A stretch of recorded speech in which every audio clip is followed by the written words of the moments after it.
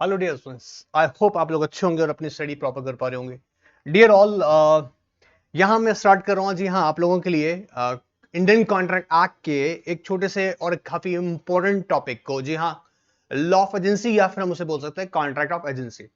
इस सेशन में मैं आपको बेसिक टर्म्स बताऊंगा कॉन्ट्रैक्ट ऑफ एजेंसी के बारे में, एंड एक्चुअली आपको पहले फैमिलियर कर दूंगा इस टर्म के साथ में। फिर इससे रिलेटेड जो उसके एसेंशियल्स है वो डिस्कस करूंगा। जी हाँ, किस किस टाइप की एजेंसी हो सकती है ये भी मैं डिस्कस करूंगा आपसे।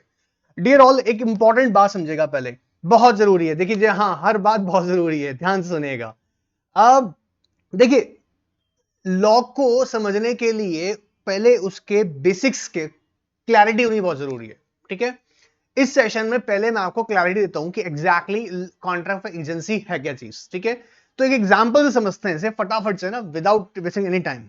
फटाफट समझते हैं कि कॉन्ट्रैक्ट ऑफ एजेंसी बेसिकली है क्या, या हम उसे लॉ ऑफ एजेंसी भी बोल सकते हैं कि क्या है ये चीज। Let's example of it. Suppose एक पर्सन है जिसका नाम है मिस्टर एक्स। मिस्टर एक्स के पास एक प्रॉपर्टी है वाई। जी हाँ, उनके पास एक प्रॉपर्टी है, जी हाँ, प्रॉपर्टी प्रॉपर्टी वाई। ठीक है, मिस्टर एक्स हैं, उनके पास एक प्रॉपर्टी है वाई। तो ये मिस्टर एक्स इस प्रॉपर्टी के हो गए ऑनर। जी हाँ सर, मालिक कौन हो गया? Mister x. अच्छा, मिस्टर एक्स की ये विश है कि वो इसे सेल करना चाहते हैं। जी हाँ, उन्हें इसे सेल करना चाहते हैं, और सेल करने के लिए मिस्टर ए एक प्रॉपर्टी डीलर है। जी हाँ, प्रॉपर्टी डीलर, प्रॉपर्टी डीलर है मिस्टर ए। ऑलराइट, सिंपल सा एग्जांपल दे रहा हूं, बहुत ध्यान सुनेगा। Property x, actually mister A जिनके पास प्रॉपर्टी वाई है, वो उस प्रॉपर्टी के ऑनर हैं, और उनकी ये विश है कि उस प्रॉपर्टी को वो सेल कर दें। ठीक है, सो जनरली उन्होंने कॉन्ट्रैक्ट किया। किससे कॉन्टैक्ट किया? कॉन्ट्रैक्ट नहीं कह रहा हूं भी, कॉन्टैक्ट किया। कॉन्टैक्ट किया किससे? मिस्टर ए से। मिस्टर ए कौन है यहां पर? Property dealer. Alright sir, property dealer है। अब सिचुएशन को बहुत ध्यान से पकड़ना बेटा। यहां जो क्वेश्चन में देखिएगा, मिस्टर ए जो है ना, मिस्टर ए ने, क्योंकि ये प्रॉपर्टी डीलर है, इन्होंने बात किया मिस्टर बी से। मिस्टर बी कौन है? वो एक्चुअली एक बायर हैं, और अगर मैं इनका टेक्निकल नेम बोलूं तो बेटा इन्हें बोलते हैं हम थर्ड पार्टी। थर्ड पार्टी, बहुत सिंपल सी बात है सर, एकदम सिंपल है। देखिएगा क्या कह रहे हैं, मिस्टर एक्स जो कि एक ऑनर है प्रॉपर्टी वाई के, प्रॉपर्टी वाई उनके पास में है, और उनकी विश है कि उस प्रॉपर्टी को वो सेल करना चाहते हैं। सेल करने के लिए उन्होंने कॉन्ट्रैक्ट किया, कॉन्टैक्ट किया, कॉन्टैक्ट। ठीक है, किससे? मिस्टर ए से। ठीक है, जो कि एक प्रॉपर्टी डीलर है। मिस्टर ए एक्चुअली कॉन्टैक्ट कर रहे हैं किससे? मिस्टर बी से, जो कि इंटरेस्टेड बायर है। जी हाँ, वो प्रॉपर्टी खरीदने की सोच रहे हैं। अब अगर ध्यान से अगर देखें, ऑनर कौन है एक्चुअली? एक्स। बायर कौन है? बी। मिस्टर ए का रोल क्या है यहां पर? As a agent. बहुत ही सिंपल टर्म है, पहला एकदम सिंपल टर्म है, मैंने आपको समझा दिया। अगर ध्यान से देखें, जो कॉन्ट्रैक्ट ऑफ एजेंसी है, इसमें एजेंट जो है on the behalf of principal. जी हां, अभी प्रिंसिपल यहां पे जो वर्ड में यूज कर रहा हूं वो ऑनर के लिए कर रहा हूं। जी हां, जो ये प्रिंसिपल वर्ड यूज हो रहा है, प्रिंसिपल ऑफ, प्रिंसिपल वर्ड जो यूज हो रहा है, याद रखिएगा, ये प्रिंसिपल जो वर्ड यूज हो रहा है, ये प्रिंसिपल वर्ड जो यूज हो रहा है वो किसके लिए हो रहा है? ऑनर के लिए। ऑलराइट, ऑनर जो है मींस प्रिंसिपल कॉन्ट्रैक्ट कर रहा है, कॉन्टैक्ट कर रहा है जी, उसने किया किससे? अपने एजेंट से। एक्चुअली यहां पे देखिए क्या होता है ना, जब भी agent on the behalf of principal क्या करेगा? थर्ड पार्टी से कॉन्ट्रैक्ट करेगा। थर्ड पार्टी से कॉन्ट्रैक्ट करेगा for the benefit of the principal. वहां एक रिलेशनशिप बन जाती है, उसे बोलते हैं एजेंसी। अब यहां इंपॉर्टेंट, कई सारी इंपॉर्टेंट एस्पेक्ट्स हैं। पहले तो मैंने एग्जांपल सिर्फ आपको क्लियर करने की कोशिश की है कि एक्चुअली हो क्या रहा है। क्लियर है सर? जैसे अब कुछ एग्जांपल लेके समझ लेते हैं इस बात को। जैसे फॉर एग्जांपल, आपने एक एडवोकेट को हायर किया। जी हां, एडवोकेट को हायर किया आपकी सर्विसेज के लिए। तो एडवोकेट कौन हो गया आपके लिए? एजेंट। ऑलराइट, एग्जांपल दे रहा हूं ताकि क्लैरिटी आ जाए आपको एकदम क्लियर। या आपने,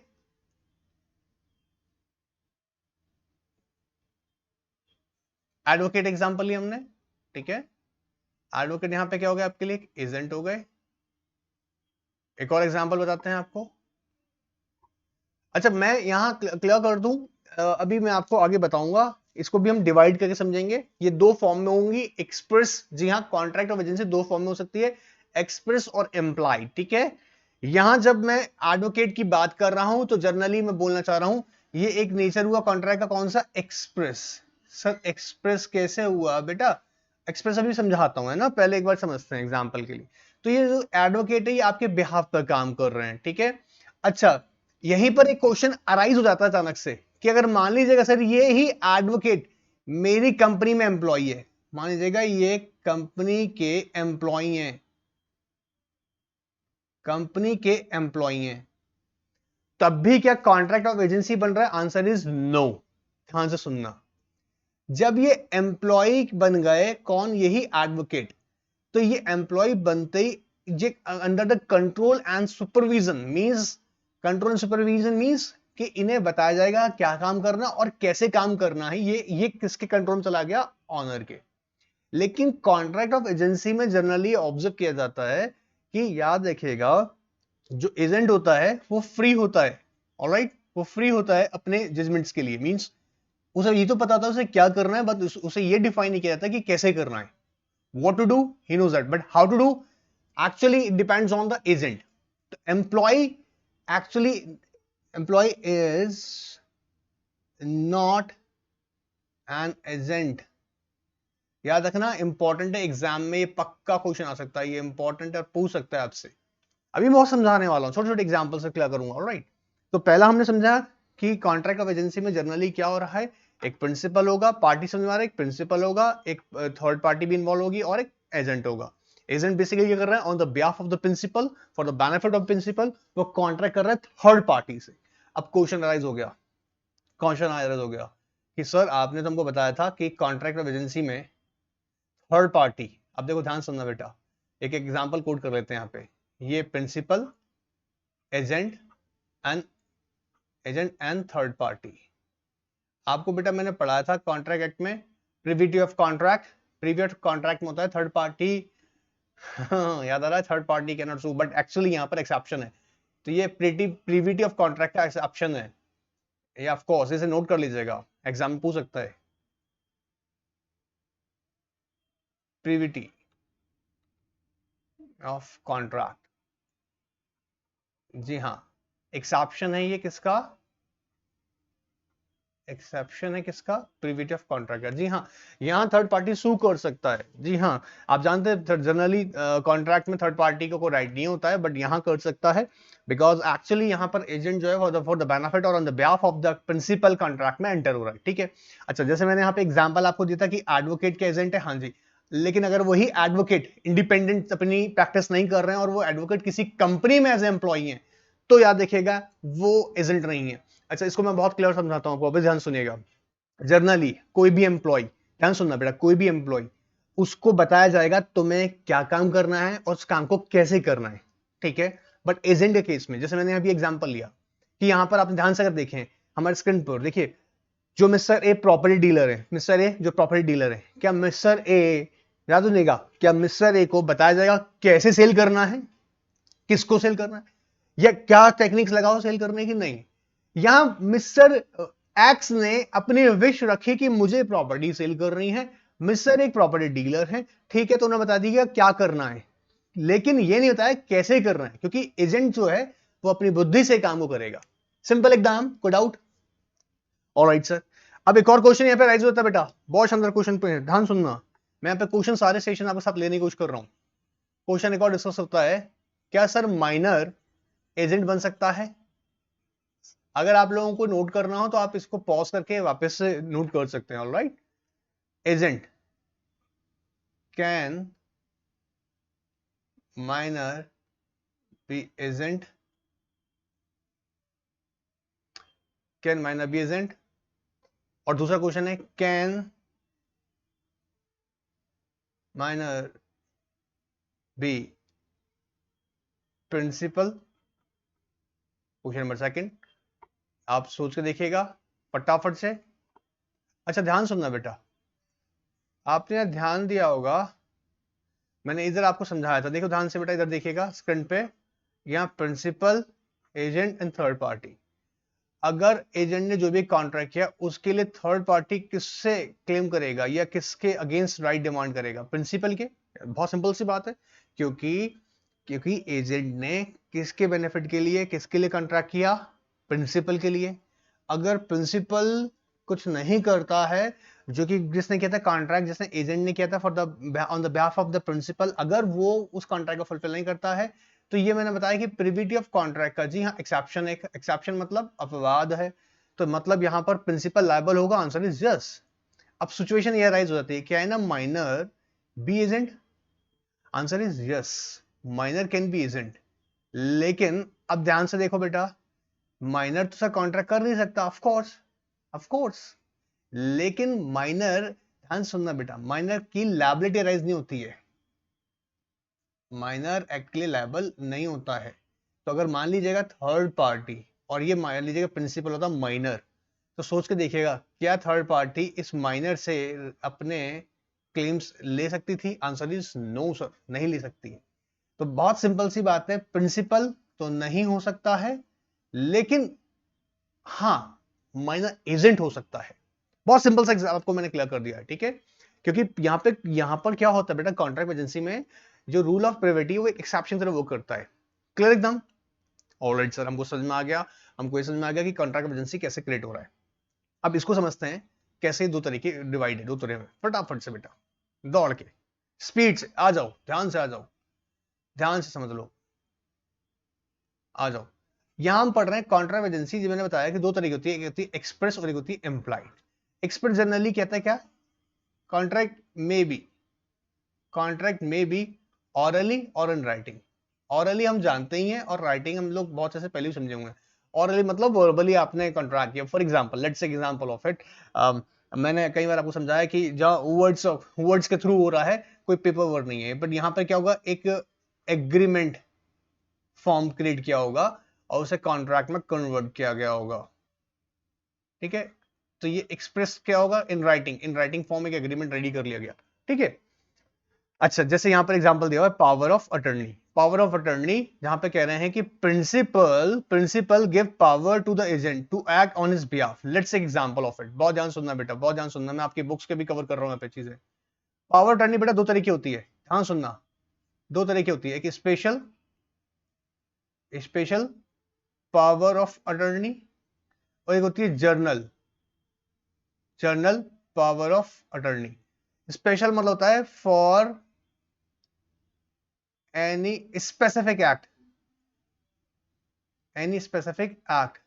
जैसे एग्जाम्पल, एग्जाम्पल ध्यान सुनना बेटा, आपको, आपने अपनी इमूवेबल प्रॉपर्टी सेल करनी है, तो इसके लिए आपने, याद रखिएगा पहली बात, अगर इमूवेबल प्रॉपर्टी सेल करनी हो, power attorney must be in writing. याद रखिएगा, ये तो रट लीजिएगा अच्छे से बेटा, एग्जाम में आ सकता है। Must be in writing, power of attorney, power of attorney must be in writing, पहली बात। अगर इमूवेबल प्रॉपर्टी सेल करना है और उसके लिए आप ऑथराइज कर रहे हैं किसी को, तो वो याद देखिएगा, पावर अटर्नी राइटिंग होना मैंडेटरी है, ठीक है? अब ये स्पेशल का मतलब ये हुआ कि स्पेसिफिक, तो सिर्फ और सिर्फ मैंने अपने एजेंट को ऑथराइज किया है सिर्फ उस एक property, immovable property. Example, property मान लीजिए, जैसे हम एग्जांपल में लेते हैं miss Y, property Y, sorry property Y, property Y, Y को सेल करने के लिए। तो यहां पे सिर्फ और सिर्फ उस एजेंट के पास पावर है सिर्फ और सिर्फ प्रॉपर्टी वाई सेल करने की, इसे बोलते हैं स्पेशल, सिर्फ उस पर्पस के लिए, ठीक है? जैसे मैंने बोला स्पेसिफिक पर्पस। जर्नल का मतलब होता है for all those acts which can be done by principal. बहुत खतरनाक वाली होती है जी, बहुत सोच समझ के फ्यूचर में किसी के नाम करने तो बहुत सोच समझ के करिएगा। शिट, ध्यान सुनिएगा, ध्यान सुनिएगा एकदम, देखिएगा मैं कह रहा हूं, जो ये कह रहा है कौन सी जनरल पावर अटर्नी, जनरल का मतलब होता है कि जो जनरल एक्ट्स एक प्रिंसिपल कर सकता है, वो सारे सारे एक्ट्स कौन कर सकता है? एजेंट भी कर सकता है। ऑलराइट, तो मैंने एग्जांपल में समझाया कि पावर अटर्नी। अब पावर अटर्नी में क्या होगा, जैसे मैंने बताया आपको दो तरीके होती है ये, जनरल और स्पेशल। अब इसमें एक्सप्रेसली आपने ऑथराइज किया हुआ है किसको, एजेंट को, कि भाई या तो उसको आपने स्पेशल पावर ऑर्डर दिए या फिर जनरल पावर ऑर्डर दिए। इसे बोलते हैं हम लोग एक्सप्रेस। एक्सप्रेस याद रहेगा, एक्सप्रेस, एक्सप्रेस। अब यहीं पे एक क्वेश्चन बन जाता है, इज कंसिडरेशन, याद रखना इंपॉर्टेंट क्वेश्चन सारे डिस्कस कर रहा हूं साथ में, इसलिए बहुत ध्यान सुनना, ये एग्जाम में पूछ सकते हैं आपसे, बहुत ध्यान सुनना। इज कंसिडरेशन, कंसिडरेशन एसेंशियल, कैसा, is consideration is essential term for contract of agency? Answer is no, it's not essential. Contract of agency के लिए सेक्शन 25 में भी डिस्कस किए हुए हैं इंडियन कॉन्ट्रैक्ट एक्ट में, याद रखिएगा, आप लोगों को याद होना चाहिए। कॉन्ट्रैक्ट ऑफ एजेंसी करने के लिए जरूरी नहीं है, ऐसा नहीं कह रहा कि कंसिडरेशन होना ही नहीं चाहिए, ये नहीं कह रहा हूं कि कंसिडरेशन होना ही नहीं चाहिए, मैं कह रहा हूं जरूरी नहीं है कि कंसिडरेशन हो। विदाउट कंसिडरेशन भी कॉन्ट्रैक्ट ऑफ एजेंसी मींस, याद रखिएगा, कॉन्ट्रैक्ट ऑफ एजेंसी वैलिडली बन जाएगा। ऑलराइट, अभी एग्जांपल देके समझाता हूं सारे। ऑलराइट, क्लियर एकदम, मैं क्वेश्चन सारे ले रहा हूं आपके साथ में ताकि आपको कोई भी डाउट ना रह जाए। चलिए अब यहां पर हम लोग पहले हम समझे एक्सप्रेस, जी हाँ, दो तरह का होता है, एक्सप्रेस और इम्प्लाई। अब थोड़ा डिटेल में जाता हूं बेटा। ओके, फटाफट से, देरी तो करनी नहीं है, आइए, आ रही, आइए आइए, फटाफट से देगा। चलिए समझते हैं। इम्प्लाइड में by estoppel, implied by estoppel, बेटा बहुत ध्यान सुनना, सबके एग्जांपल दे दे के समझाता हूं आपको ताकि याद रह जाए। स्टॉपल में जनरली क्या होता है, ऐसे एग्जांपल मान लेते हैं कि मिस्टर ए, ब्रैकेट में मैं पी लिख रहा हूं, मतलब प्रिंसिपल हैं, ठीक है, वो अपने सर्वेंट,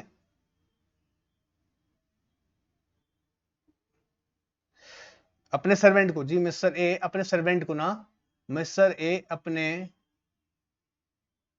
सर्वेंट जो है बी, सर्वेंट कौन है, बी, सर्वेंट कौन है, बी, जो कि क्या है, एक एजेंट, उसको लेके गए मार्केट और उन्होंने एक शॉपकीपर से, अभी बेटा मैं आप लोगों को सिर्फ एग्जांपल से क्लैरिटी दे रहा हूं स्टॉपल होता क्या है, रीडिंग मैं अगले सेशन में कराऊंगा, लेकिन आपको पहले पता लग जाए कि एग्जैक्टली है क्या टर्म, तब आप क्वेश्चन भी सॉल्व कर पाएंगे। ऑलराइट, वो लेके गए कहां पर, शॉपकीपर के पास में, और ये कहा, ध्यान सुनना, कि मिस्टर ए ने ये कहा किससे, उस शॉपकीपर से, कि मेरे बिहाफ पर, मतलब मिस्टर ए के बिहाफ पर उनकी शॉप से सामान जो है उनका सर्वेंट बी लेके जाएगा। अब यहां एक्चुअली क्या हो रहा है, स्टॉपल का मतलब ये हो गया कि मिस्टर ए कि इस बात पर भरोसा ये किया जाएगा, जी हाँ, जब भी सर्वेंट इसकी शॉप पे जाएगा, जब भी सर्वेंट उस शॉपकीपर के शॉप पे जाएगा कुछ भी सामान खरीदने, तो यही प्रिज्यूम कर लिया जाएगा, यही माना जाएगा कि वो एक्चुअली जो लेने आया है जो भी सामान, कौन, बी, यहां सर्वेंट जो है, बी सर्वेंट जो सामान लेने आया है, किसके लिए ले आया, the behalf of the A. Alright, क्योंकि जो शॉपकीपर है वो रिलाय करता है, रिलाय मतलब भरोसा करता है, ट्रस्ट करता है इस बात पर, इसको मानता है कि मिस्टर ए जो हैं, मिस्टर ए जो हैं उन्होंने किसको ऑथराइज किया हुआ है, उनके सर्वेंट को, और जो भी शॉप से वो सामान खरीद रहा है वो किसके लिए खरीद रहा है, मिस्टर ए के लिए। इसे बोलते हैं एजेंसी बाय स्टॉपल, जहां इसको मैं और डिटेल में भी समझाऊंगा आपको आगे, ठीक है। अभी सिर्फ मैं आपको बेसिक क्लियर करके चल रहा हूं इसका, ताकि आपको एक बार कोई भी इसमें डाउट ना रह जाए। देखिए मैं इसकी रीडिंग कराऊंगा नो डाउट, लेकिन पहले आपको ये कॉन्सेप्ट पता लग जाए कि एक्चुअली है क्या, सीधे सीधे पढ़ के रटने का कोई फायदा नहीं है, ठीक है। ऑलराइट, नेक्स्ट हम एग्जांपल ले रहे हैं यहां पर, याद रखिएगा एग्जाम में आ सकता है, एम्प्लॉयड के एग्जांपल आपसे पूछ सकता है, तो agency bye estoppel of course employed है, एम्प्लॉयड कैटेगरी में आएगा, या एम्प्लॉयड के अलावा यहां पे आ गया। अच्छा, एम्प्लॉयड क्यों बोल रहा हूं, क्योंकि एक्चुअली ये ना एक एक्शन बेस्ड हो गया, एक्शन जैसे बेस्ड हो गया, मतलब यहां पे एम्प्लॉयड के अंदर सेंस, देखिए यहां पे एक्सप्रेस ना ही कोई ऑरली ना ही कोई राइटिंग में कॉन्ट्रैक्ट हो रहा है, बट जनरली क्या हो गया, आप ध्यान से देखें, ये एक बिलीव हो गया, यहां पर ट्रस्ट क्रिएट हो गया, रिलाई मींस एक भरोसा मान लिया किसी ने, शॉपकीपर ने, तो ये इंप्लाइड है कि भी प्रिज्यूम किया जा रहा है कि हाँ भाई ठीक है, उनका ही सर्वेंट आया तो मतलब उन्होंने ही कुछ सामान मंगवाया। ऑलराइट, ऐसी वाइफ के केस में, वाइफ असिस्टेंट, वाइफ, जी हाँ, वाइफ अगर कुछ भी, याद रखें कुछ भी का मतलब ऐसे भी नहीं, जो नेसेसिटीज हैं, नेसेसिटी, कि आइटम्स अगर किसी भी शॉप से लेती हैं, शॉप से कैसे on credit, shopping on credit करती हैं, तो हस्बैंड बेटा इसमें लायबल होगा। मैंने क्लास में डिस्कस किया था, आप लोगों को याद होगा आई थिंक। ठीक है, सो हमको याद क्या करना है सर, इंप्लाइड के अंदर कौन सा आएगा पहला, sir agency bye estoppel, second wifi agent. Alright, book से रीडिंग कराएंगे, पहले समझाएंगे। Alright, alright. Agency bye necessity, agency bye necessity, agency bye necessity, बहुत ध्यान सुनना बेटा, बहुत ध्यान सुनना। उसका बड़ा इंटरेस्टिंग एग्जांपल, एक बड़ी अच्छी कहानी है इसके ऊपर, ध्यान सुनिएगा बहुत ध्यान से। आइए, agency bye necessity, agency bye necessity, agency bye necessity एक डिसाइडेड केस लॉ था, नॉर्थन रेलवे वर्सेस ऐसे था लगभग, ये 1980 से पहले का केस था, बहुत शानदार केस था। मैं आपको उस केस का कोर बता देता हूँ क्या था एक्चुअली, ध्यान सुनना बेटा, ये आपके बुक में भी अवेलेबल है, ध्यान सुनिएगा बेटा। क्या हुआ, एक बार ए और बी के बीच एक कॉन्ट्रैक्ट हुआ, किसके लिए, ए ने कहा भाई मैं तुमको एक हॉर्स डिलीवर कर रहा हूं, कैसे, बाय रेलवेज।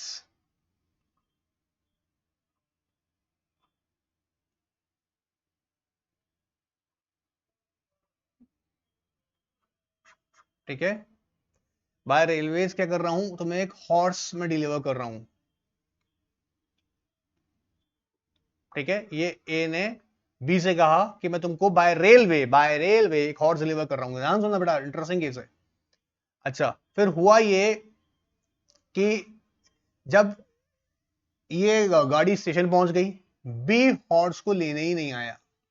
जी हाँ, बी हॉर्स को लेने नहीं आया क्योंकि वो किसी और अर्जेंट काम में फंस गया, जिसकी वजह से वो आ नहीं पाया। अच्छा, अब क्या हुआ, अब हॉर्स तो ये नहीं भूखा मरेगा वहां पर, ऑलराइट। तो रेलवेज ने क्या किया, रेलवेज ने क्या किया, हॉर्स को वहीं रखा और उसको फीडिंग वगैरह कराना था, उसे खाना देना था, जो भी था, 2 4 5 दिन तक उन्होंने ही किया। अब इसको कराने में बेटा क्या खर्चा हुआ, पैसा खर्च हुआ। अच्छा, अल्टीमेटली अब यहां तुम ध्यान से अगर देखो, वो उसकी नेसेसिटी को पूरा कर रहे थे बस, अगर वो हॉर्स की केयर नहीं करते तो वो मर जाता। क्लियर एकदम। लेकिन अगर ध्यान से देखा जाए तो इंप्लाइड कॉन्ट्रैक्ट बन गया, क्योंकि ए यहां पर दरअसली कौन है, प्रिंसिपल। अच्छा, एक्चुअली ए नहीं, सॉरी, ये यहां प्रिंसिपल नहीं है, प्रिंसिपल यहां पे बी है, क्योंकि इसने खरीदा था वो हॉर्स। ठीक है, लेकिन रेलवे जो है ना, एज एजेंट केयर कर रहा था किसका, उस हॉर्स का, जब तक कि उसको लेने ना आ जाए। ऑफ कोर्स जब बी हॉर्स लेने पहुंचा तो रेलवे ने उससे अपना अमाउंट जो था, जो कि एक्सपेंसेस उसने स्पेंड किए थे उसके ऊपर, वो उसे चार्ज किए गए। क्लियर है, तो उसे बोलते हैं कॉन्ट्रैक्ट, जो कि बेसिकली एजेंसी किसके ऊपर बेस्ड होगी, नेसेसिटीज के ऊपर। क्लियर एकदम, नेसेसिटीज के ऊपर बेस्ड हो गई, उस हॉर्स की नेसेसिटीज को फुलफिल करने के लिए। सिंपल एकदम। All right sir, all right sir, याद हो गया सर। पहला कौन सा था इंप्लाइड कॉन्ट्रैक्ट में, एजेंसी बाय स्टॉपल, दूसरा था वाइफ एज एजेंट, तीसरा था एजेंसी बाय नेसेसिटी। एग्जांपल्स के थ्रू याद रखिएगा, क्लैरिटी मिलता चला जाएगा, तब कि अच्छे से याद रख पाएंगे आप।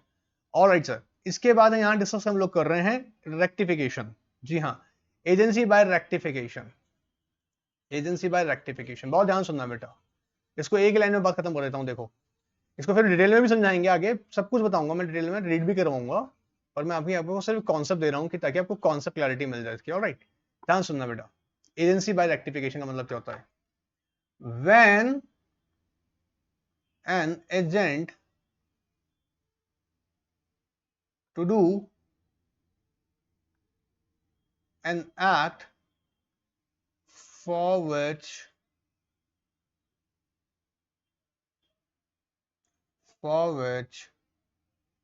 he is not authorized, but such act is later on authorized by principal is known as agency by rectification. बहुत ध्यान सुनते हैं, एकदम एकदम बहुत ध्यान से, बिल्कुल ध्यान से बेटा। क्या हुआ समझो, क्या हुआ, ए ने ना, ए जो एक्चुअली देखो समझो यहां पे, ए, ध्यान सुनना बेटा, एकदम ध्यान से ध्यान से ध्यान से, एकदम ध्यान से सुनेगा। मिस्टर ए,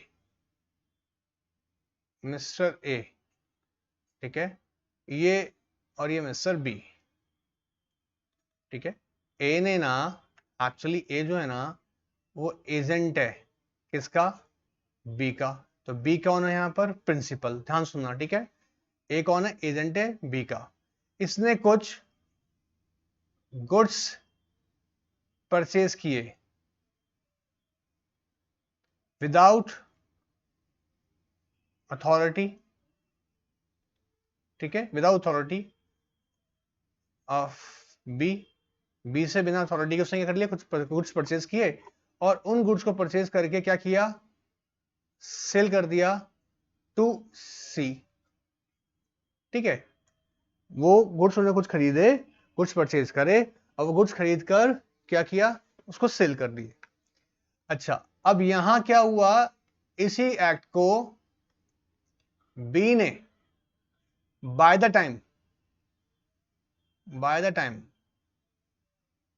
क्या कर दिया, ऑथोराइज कर दिया। ठीक है भाई, मैंने ऑथोराइज किया इस एक्ट को, ठीक है भाई, मैंने ए को ये परमिशन दे दी कि जा ठीक है भाई कर सकते हो तुम ये एक्ट कर लिया, तुमको ऑथोराइज कर दिया हमने, जाओ ऐश करो, क्लियर एकदम। इसे बोलते हैं रेक्टिफिकेशन बाय रेक्टिफिकेशन। जनरली इसके कुछ रूल्स हैं, जैसे प्रिंसिपल को उस एक्ट का फुल नॉलेज होना चाहिए, लॉफुल एक्ट होना चाहिए। जी हाँ, रेक्टिफिकेशन जब भी पॉसिबल होगा, कब होगा, अच्छा कब, पहले बात सुनना इसको, कब होगा रेक्टिफिकेशन, जब भी पॉसिबल होगा जब ये लॉफुल एक्ट हो, ठीक है, इनवैलिड कॉन्ट्रैक्ट होना चाहिए, लॉफुल एक्ट होना चाहिए और प्रिंसिपल को पूरा नॉलेज होना चाहिए, प्रॉपर कम्युनिकेशन हुआ हो, ठीक है। ये कुछ जनरल टर्म्स हैं, ठीक है। जो दोनों पार्टीज, मतलब प्रिंसिपल जो कॉम्पिटेंट होना चाहिए कॉन्ट्रैक्ट करने के लिए, capacity to enter into contract होना चाहिए, एजेंट भी capacity to enter into contract होना चाहिए, ठीक है। जो जनरल टर्म्स हैं मतलब, तो ये फुलफिल होनी चाहिए, तभी कॉन्ट्रैक्ट ऑफ रेक्टिफिकेशन हो सकता है, ठीक है। ऑलराइट, अच्छा यहां मैं जो इंपॉर्टेंट बात आपको बीच में बोलने वाला हूं, बहुत ध्यान सुनना बेटा, वो ये है, आई होप एग्जांपल क्लियर होगा, जहां आपको लगता है आप रोक लीजिएगा उसे देखने के लिए एग्जांपल को, ठीक है। हम यहाँ सेशन में बेसिक्स कॉन्सेप्ट्स को एकदम क्लियर करके चलने की कोशिश कर रहे हैं ताकि आपको कोई डाउट ना रहे और हम लोग अच्छे से समझ सकें, ठीक है। थोड़ा तबीयत खराब है मेरा, बट डजंट मीन दैट कि मैं डिस्कस नहीं करूंगा, मैं डिस्कस कर रहा हूँ, कोशिश पूरी कर रहा हूँ, ठीक है। अच्छा, मैं आपको ये बताने की कोशिश कर रहा था कि जब हम रेक्टिफिकेशन का बात करेंगे ना, रेक्टिफिकेशन का बात करेंगे, तो यहां देखिए रेक्टिफिकेशन का मतलब ही यहां पर इस बात से निकला कि सर ये मान लीजिएगा ऐसा होता कि जो एजेंट था ना, भी हमारे एग्जांपल में एजेंट ने ये एक्ट किया, मान लीजिएगा 15 अगस्त को, ठीक है। ध्यान सुनना बेटा, प्रिंसिपल ने उसको रेक्टिफाई कर दिया, मतलब रेक्टिफाई का मतलब समझ में आ गया आपको, रेक्टिफाई का मतलब समझ आया, रेक्टिफाई का मतलब ऑथोराइज कर दिया, अनऑथराइज एक्ट को ऑथराइज कर दिया। जब भी याद रखिएगा रेक्टिफिकेशन का मतलब भी कहता है unauthorise act is rectified by the, या unauthorise is authorised by the principal, is known as agency by rectification, ठीक है। उसको रेक्टिफाई किया मान लीजिएगा 20 अगस्त को, तो सर ये इफेक्टिव कब से होगा, मतलब ये कॉन्ट्रैक्ट जो होगा ना, कॉन्ट्रैक्ट का इफेक्टिव डेट कब से होगा, इसका यही रूल कहता है इफेक्टिव डेट जो होगा बेटा वो इस डेट से होगा। जी हाँ, ये अगर रेक्टिफाई हो गया है तो उसका इफेक्ट 15 अगस्त से होगा। मैं थोड़ा सा एग्जांपल देके उन स्टूडेंट्स को बता रहा हूं जिन्होंने कॉन्सेप्ट सुना होगा। आपको याद होगा कुछ पावर्स कंपनी में होती है जो बोर्ड ऑफ डायरेक्टर के पास होती है, कुछ पावर्स ऐसी होती है जो कि शेयर होल्डर्स के पास में होती है। कई बार ऐसा होता है कि बोर्ड ऑफ डायरेक्टर अपनी पावर के बियॉन्ड जाके एक्ट कर लेते हैं, लेकिन कंपनी की पावर के with in the company power करते हैं, मतलब वो पावर शेयर होल्डर के पावर में आती है, डायरेक्टर के पावर में नहीं आता। लेकिन अगर शेयर होल्डर चाहें, जी हाँ, अपनी मीटिंग कंडक्ट करके उस डायरेक्टर्स के किए हुए एक्ट को रेक्टिफाई कर सकते हैं, ऑलराइट। लेकिन मैंने आपको समझाने की कोशिश की है सेम, क्योंकि मैं आपको बताऊं, अगर आपने कंपनी लॉ के कॉन्सेप्ट को समझा होगा, इस कॉन्सेप्ट को समझा होगा, तो डेफिनेटली मेरी बात पकड़ में आ गया होगा। डायरेक्टर कभी कभी आपने ऑब्जर्व किया होगा कि actually they act sometime, they act as agent for the company.